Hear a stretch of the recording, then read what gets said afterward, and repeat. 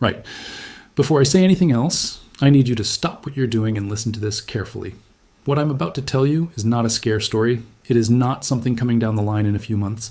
It is happening right now, as of June 9th, 2026. And it lands directly on the doorstep of anyone in the UK who receives the state pension, pension credit, housing benefit, or PIP. The Department for Work and Pensions has quietly activated 2 separate changes at the same time. And I say quietly because there has been no leaflet through your door, no phone call, no friendly letter explaining your options. The rules have simply shifted underneath your feet. And most people won't find out until a brown envelope arrives with their name on it and a number they don't recognize. By the end of this video, you will know exactly what both changes are, why they are catching completely innocent people off guard, and, most importantly, what you can do about it right now, today, while there is still a window to act. Because that window is everything. I want to start with Eileen. Eileen is 74. She lives in Derbyshire. She worked as a school dinner lady for 28 years, raised 3 children largely on her own, and she has received pension credit for the past 6 years. She is not somebody who takes anything for granted. She reports her changes. She keeps her paperwork. She does everything right. And 3 weeks ago, a letter arrived.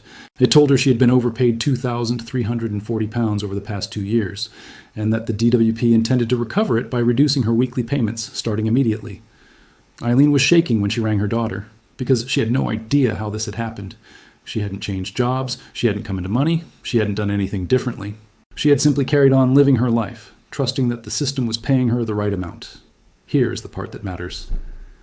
The overpayment was not Eileen's fault, not even slightly. It was an administrative error on the DWP side. A change she had reported correctly on time had never been applied to her award. And 2 years later, the system caught up with itself and sent her the bill. That is not a rare story. That is the most common shape this takes. And as of this month, the number of letters like the one Eileen received is rising sharply. Now, here's the question I want you to sit with for a moment. Why didn't anyone tell Eileen this was coming? Why is there no system that rings you up, explains the error, and gives you time to understand your options? Because that is simply not how the DWP operates. The department changes the policy, sends the letter, and assumes you will keep up.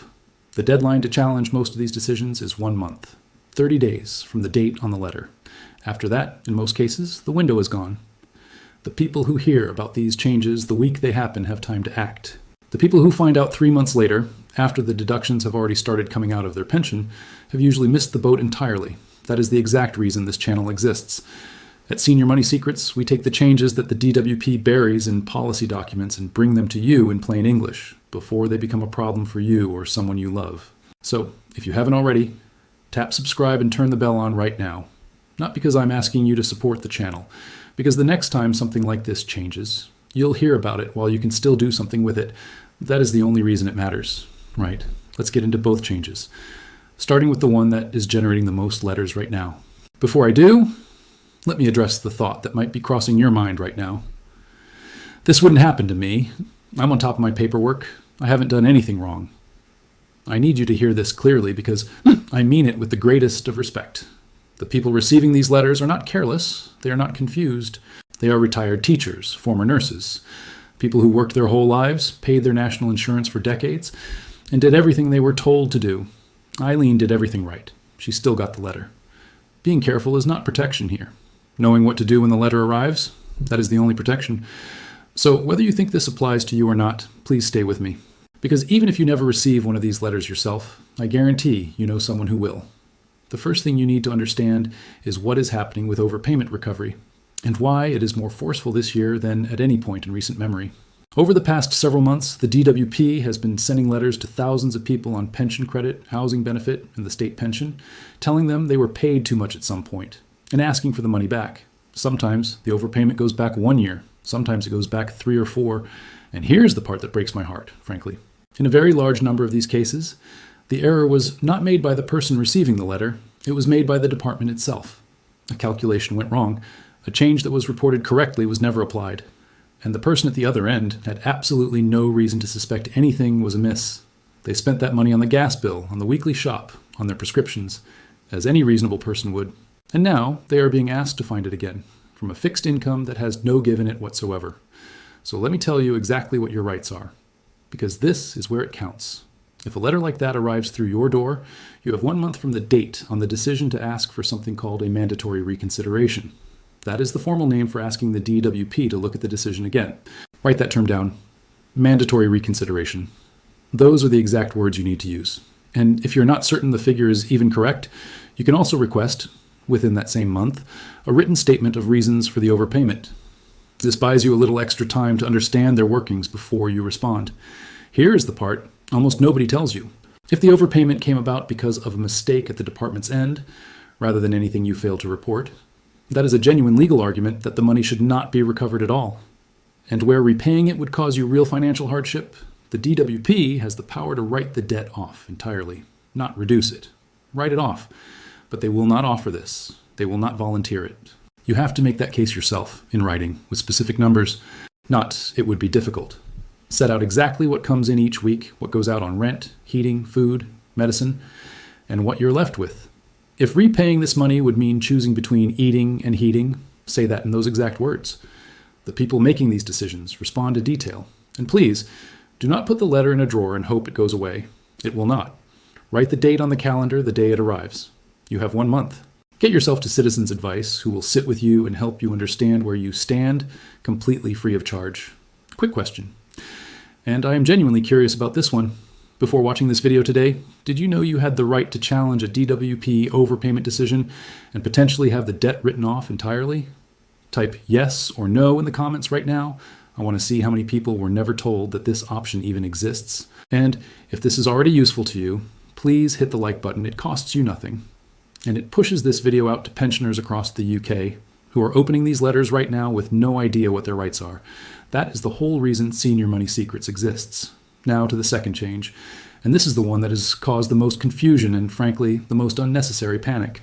So I want to be careful here to tell you exactly what is true and exactly what is not. There's a piece of legislation called the Public Authorities Fraud, Error and Recovery Act 2025. It became law at the end of last year. And through this year, the DWP is switching on the powers inside it.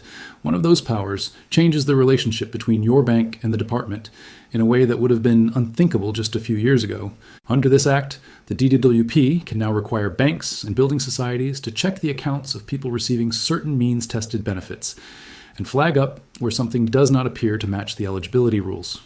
Now, I want to be absolutely clear about what this does and does not mean, because there's a lot of frightening nonsense circulating online about this, and I will not add to it. The DWP cannot log into your account. It cannot watch what you spend day to day. It cannot see that you bought a birthday present for your grandchild, or paid the window cleaner in cash. That is not what this is. What it can do is ask your bank to check whether your account appears to breach the savings limits for means-tested benefits, and report back if it does. Think of it as a periodic eligibility check run through the bank, not somebody watching your every transaction. Now, here is where good, honest people get caught out, and it has nothing to do with dishonesty. For pension credit and housing benefit, the savings limit that matters most is £16,000. Above that figure, you are generally no longer entitled to those benefits at all. There is also a lower threshold at £10,000 for pensioners on pension credit, above which your savings begin to reduce what you are paid gradually before you reach that upper limit. Please do check both of those. Figures are current for the year you are watching this, because thresholds do get adjusted. Now imagine this. Your savings went above £16,000 at some point. Perhaps a small inheritance when a relative passed, perhaps a lump sum from a pension, perhaps you sold a few belongings. And perhaps you did not think to report it to the DWP, not out of dishonesty, but simply because nobody ever explained clearly that a temporary rise in savings was something you were obliged to declare. The money came in and went straight back out on a new boiler, on clearing a debt. In your mind, it was never really there. Under these new bank monitoring powers, that spike can now be picked up. And any overpayment calculated from the point your savings crossed that line, going back months, potentially years, can be recovered under exactly the rules we covered a few minutes ago. The two things connect. That is why I am covering them together today. So here is what I need you to do, and I need you to do this today. If you are on pension credit or housing benefit, the changes you are required to report to the DWP include any change to your savings, including one-off sums, even if they did not stay long. A change of address, someone moving in or out of your home, going abroad for more than 4 weeks, any change to your income. If any of those have happened and you have not reported them, report them now, yourself, before the bank data picks it up. And here's exactly why coming forward yourself matters so much. When you report a change yourself, you are treated as someone who made an honest oversight.